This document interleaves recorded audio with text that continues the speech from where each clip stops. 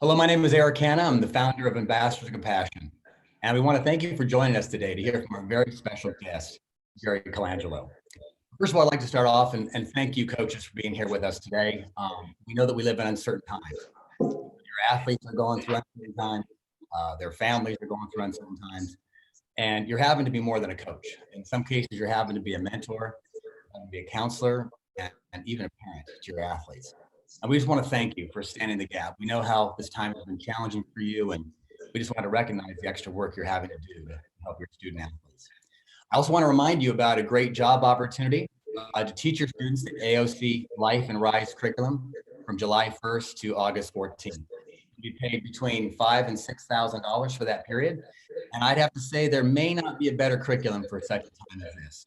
Not only does the Ambassador Passion Program, AOC Life and Rise, focus on building goals and dreams for your students, it does a lot more than that. It equips them with the personal leadership skills necessary to navigate and succeed through life's inevitable challenges. It focuses on the biggest issues facing your students' lives currently and for their future. And it's proven to increase performance in your athletes, both on and off the field. It builds resiliency, it builds character, and it also builds personal leadership for your athletes and prepares them for life. Also, another exciting part is 10 credits A through G and NCAA approved. And it's 100% online, which means that for you and your students, it's flexible.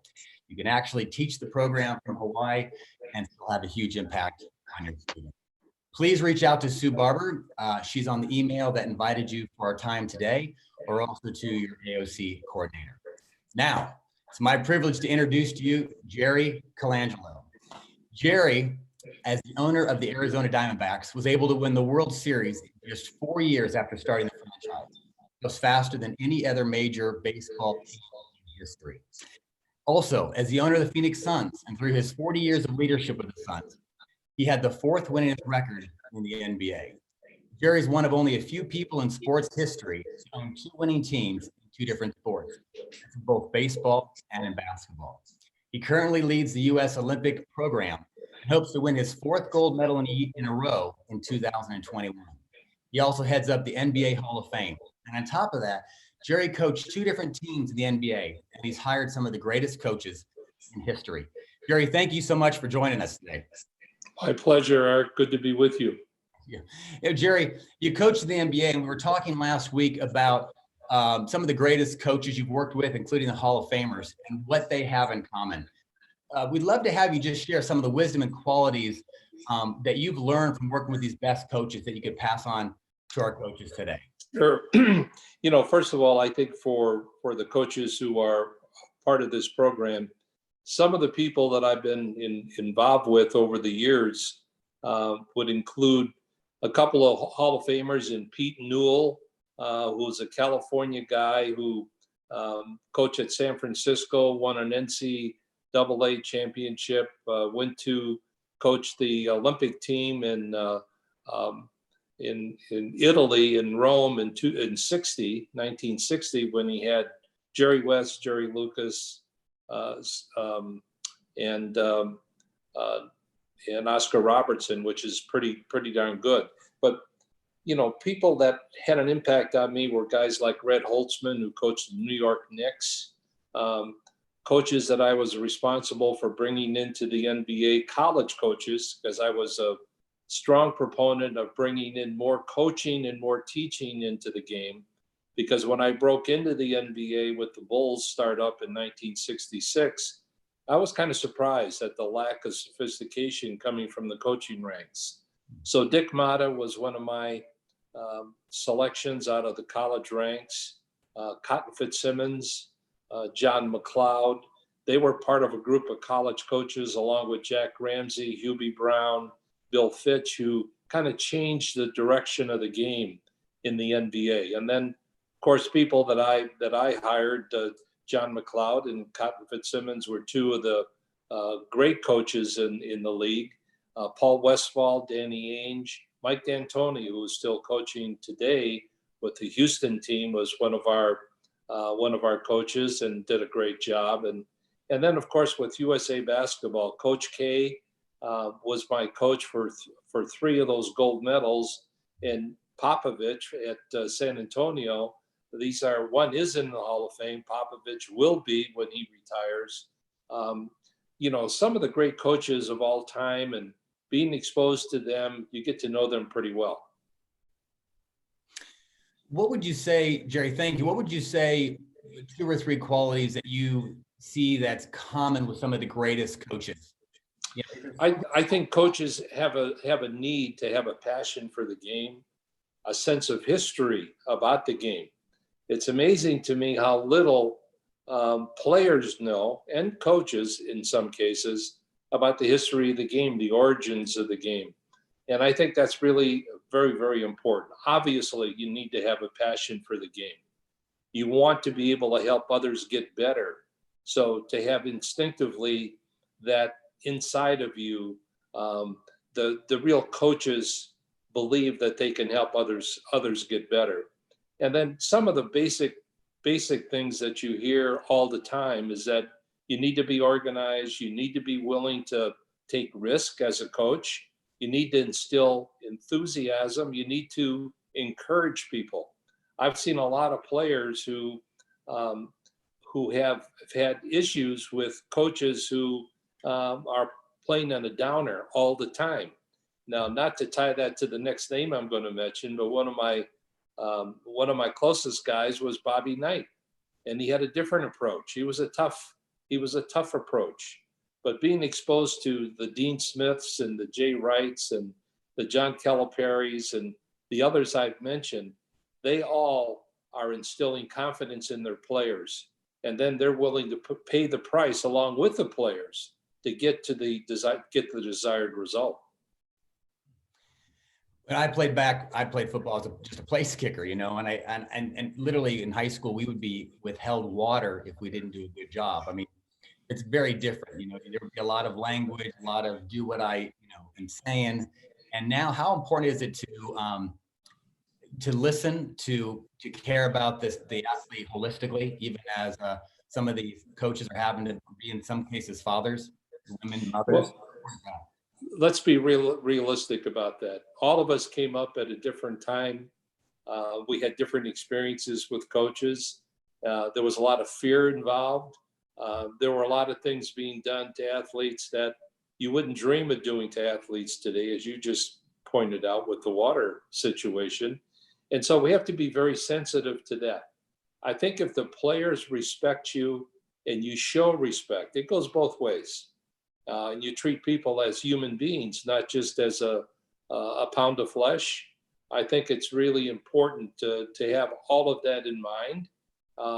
People will respond. Players will respond if they know you have their best interests at heart. Obviously, what's really most important is to help them be as good as they can be in a team concept, because it's a lot better winning. I mean, everyone enjoys winning a lot more than the alternative. There's nothing like it.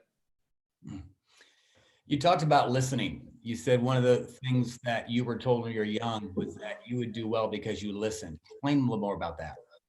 Well, Red Holtzman was the Hall of Fame coach with the Knicks. And he had players like Dave DeBusschere and Walt Frazier and Earl Monroe and guys that won a couple championships for him, and Phil Jackson. If I didn't mention Bill Bradley, he was another. But he told me after traveling with him for 3 days, he said, "Kid, you're going to be okay in this league." I was 26 years old at the time. He says, and I asked why. He said, "You keep your mouth shut because you don't know anything. The important thing is," what he was saying to me is, be a listener, be a sponge, be around people with experience. And so my encouragement to coaches, and many of them do this, but I encourage to do more. Go to clinics, get to know people, get your own involvement with a number of coaches in your community, in your state, wherever you are, and learn as much as you can. Don't ever feel you have all the answers. I think the coaches who believe they can learn every day are the ones who really succeed. When Coach K came to me, and I hired him as my coach for the USA Olympic team, he saw a different game. even though he was very familiar with the NBA, he had to be with NBA players on a daily basis, as he was in our training camp and exhibition games and competition. And he said to me later, he says, "This was the greatest experience of my life. I'm a better coach today because of that experience working with the pros. And I can take all of this back to the college game at Duke." And so here was a guy who's won a lot of games and was a Hall of Famer and never felt that he had all the answers. The Olympic team had lost the gold, and you said you would take over as long as you could control the key elements, if I'm saying that right. You had to pick your coach, you picked your players. How did you pick your coach? Out of any coach you could have picked, how did you pick your coach? And then, of course, you won the gold back ever since then. How did you pick him?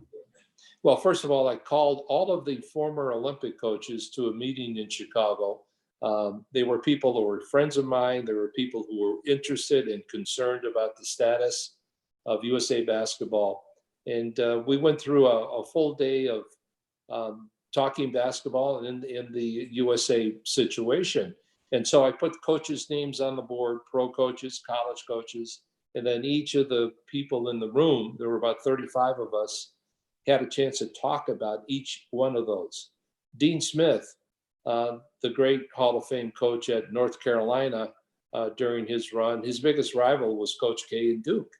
And yet he spoke for Coach K at that particular meeting and said there's only one college guy up there who could really get it done. He told them why, etc.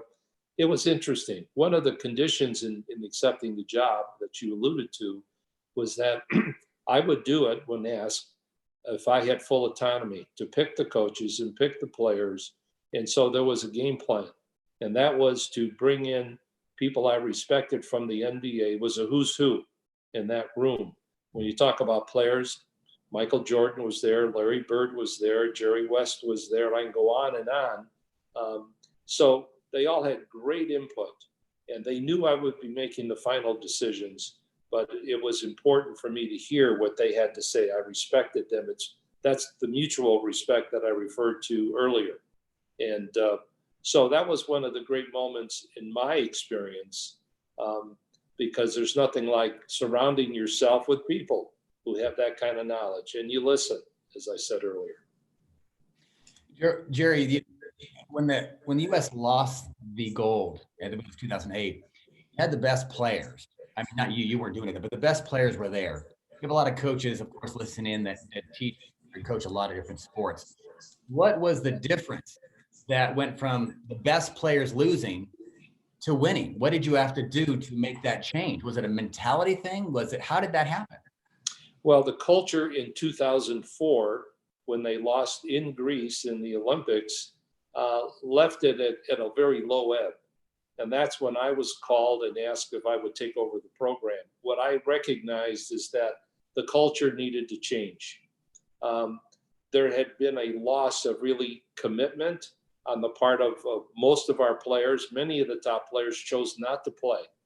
And so that was a big disrespect for the country and for the game, in my opinion. And so what I set out to do was hire the right guy to assist me. I selected Coach K to be my first coach. And then I met with players on a one-on-one basis. I wanted to look them in the eye. I wanted them to know why I was taking on the responsibility. I was proud to be an American. I was very disappointed about how we conducted ourselves in Greece during the Olympics in 2004. And of course, the terrible finish of finishing third, but how we looked, how we acted. And so I was committed that I was going to change the culture, and that we had a plan, I had a plan, and that if they were to follow the plan and wanted to be part of what would be a great experience, they had to commit to 1, 2, 3 things that I had in mind. And if not, they were out before we went any further, because I wanted the right guys in the foxhole with me. And that happened. And once the word spread, they all wanted to play. I mean, it was different. We turned that attitude around very quickly. And so in 2008, when we won in Beijing with a very, very good team of players, LeBron, of course, was a headliner, as was Kobe and Dwayne Wade and Bosch and so forth. They put on a great display. We won it, and very few people have the opportunity to have a game plan, watch it perfectly executed, and get to the desired result. That's what happened in '08, and it was a very proud moment for USA basketball to come back. After that poor showing in '04, where we had lost credibility in the world basketball economy. But the only way to earn it back was to show respect before they would respect you. And I think we did it the right way. By the way, that was a great moment. I still remember that feeling. Olympics are amazing. That feeling of coming back and feeling like you're part of the best team in the world. Yes. Before I ask you about Kobe, we want to talk about Kobe, but you mentioned respect a couple of times. How does a coach earn respect? People can define it a lot of different ways. When I was younger, it was demanded, but in our hearts, I don't know if we always had it. What's the best way you think for a coach to earn respect with his high school players or her high school players? I don't think there's a specific way. It's just whatever your strengths are in terms of communicative skills. You have to communicate with your athletes. They have to be able to look at you and trust you. How do you earn trust? It's how you interact with one another. You lead by example. Show them that you care enough about them as people as you do them as players. Get them to respect you in terms of your commitment to winning and being the very best possible. Class comes out at the end. If athletes can look at their coach and feel pretty good about who he is, the character, the quality of person that coach is, they're going to be more responsive to that individual. I had an example myself as a seventh grader going out for a very good junior grade team, and I got cut. And the coach embarrassed me in front of all the players that I knew pretty well. And I went home and I committed myself that by the time I got back to eighth grade, I was going to be there. So I made the team in eighth grade, and by the end of the season was a starter. And then my career kind of took off from there, and had some success as an all-stater and getting 66 college basketball offers, etc. But the incentive for me was that coach in seventh grade. And I used that to my advantage. And I said, that'll never happen again, in my life. At least I was committed to myself to make sure that embarrassment would never take place again.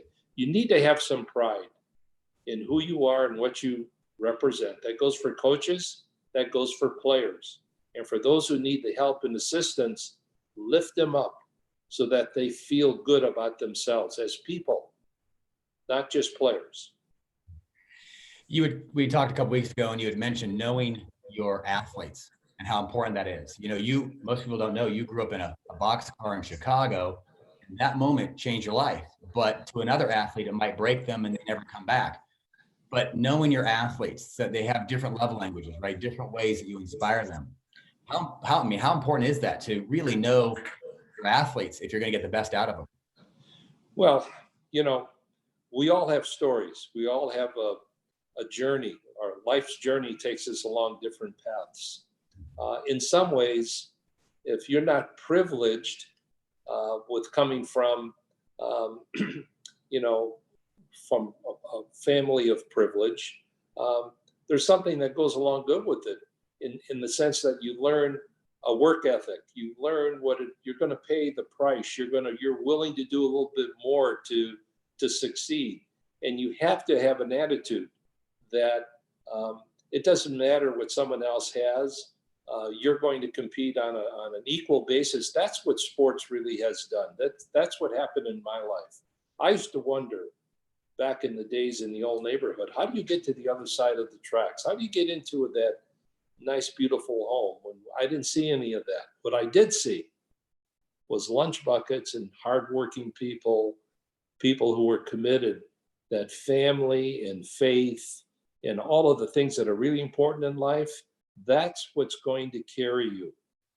And so the breakup of the family of tradition, not having two parents in a household, is a difficult thing. That's why coaches today have to share an experience with their athletes to be somewhat of a mentor and a father figure, because many of them do not have that in the home.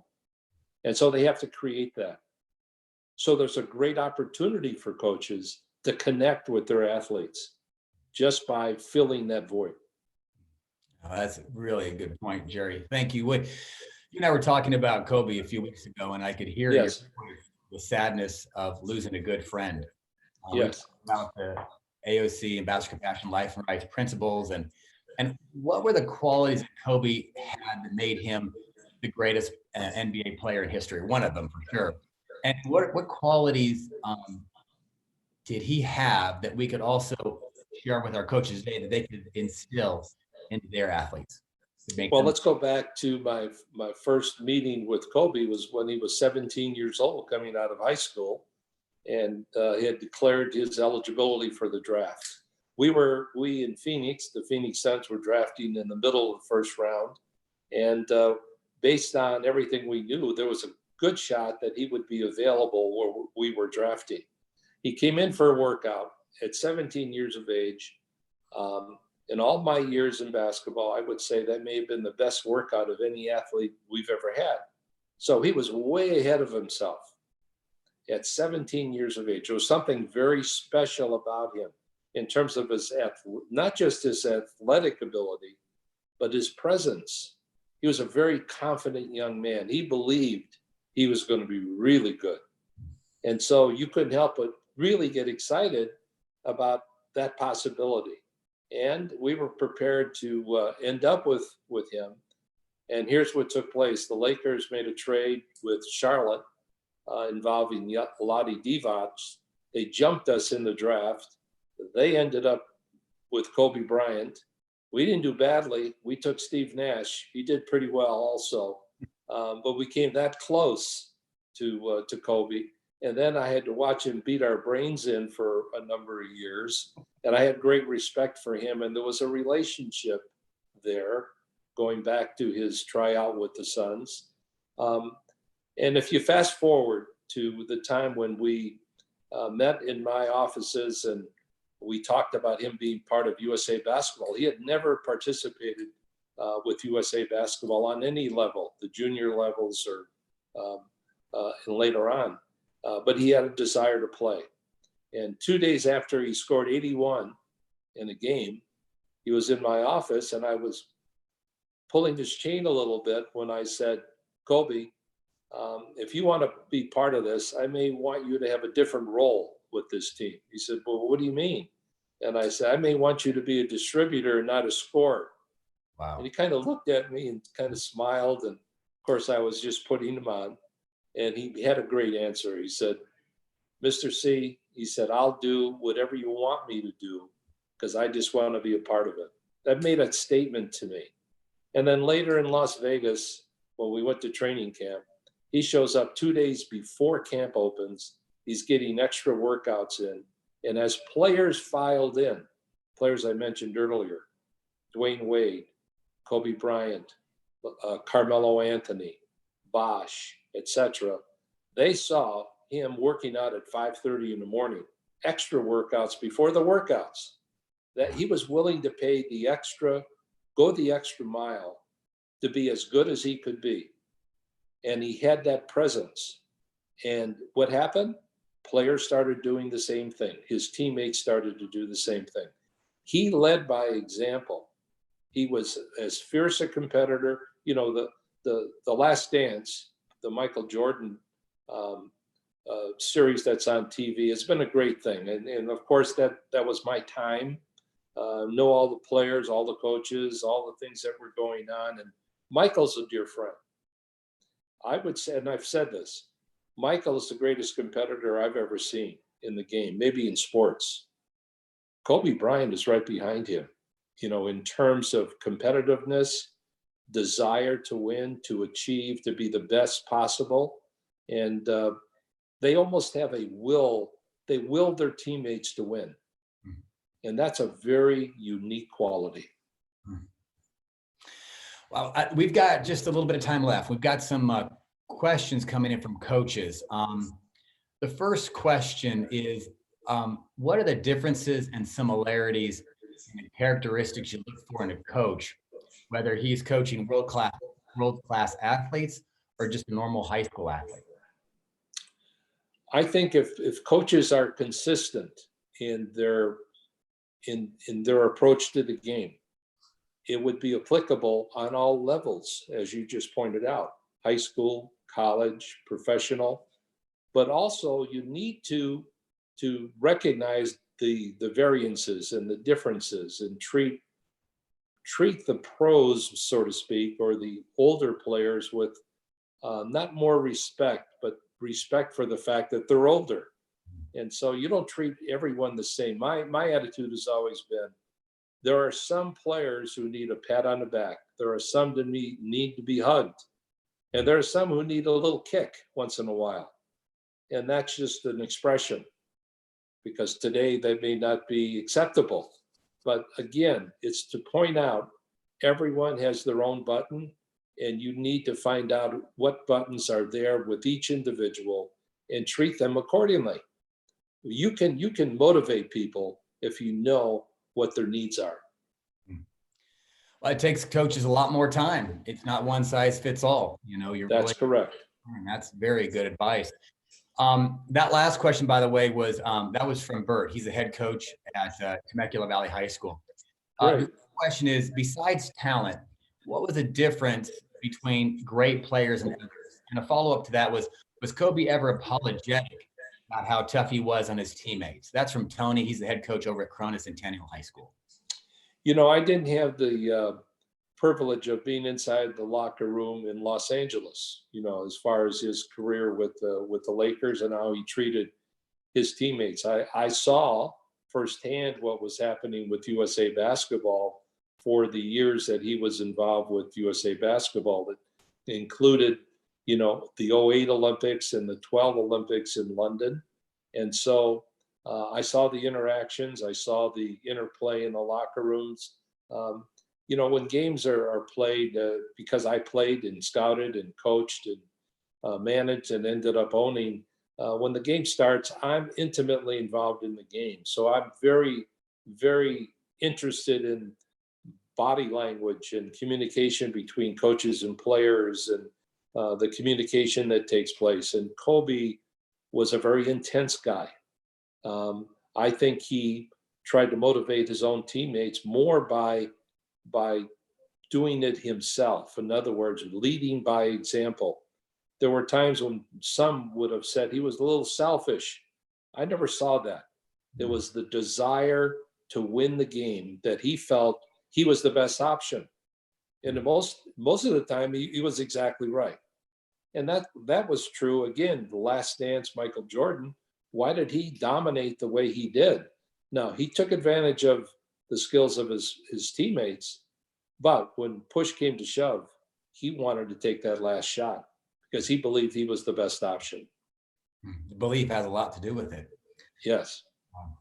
A couple more questions. Thank you, Jerry. This has been very insightful. This is from Anthony. He's athletic director at Temecula Valley High School as well. He said he'd like to know your thoughts on going from good to great as a team and individually. I think in life, if one were to analyze why do some people rise to a certain level, and in sports, of course, that would indicate what level you can get to as an athlete, or even as a coach. I think you have to believe in your abilities. You have to be willing to pay the price to be as good as you can. Some people are content just with getting to a certain level. And for them, that's fine. But if you want to achieve the very best for yourself, you have to reach for the star.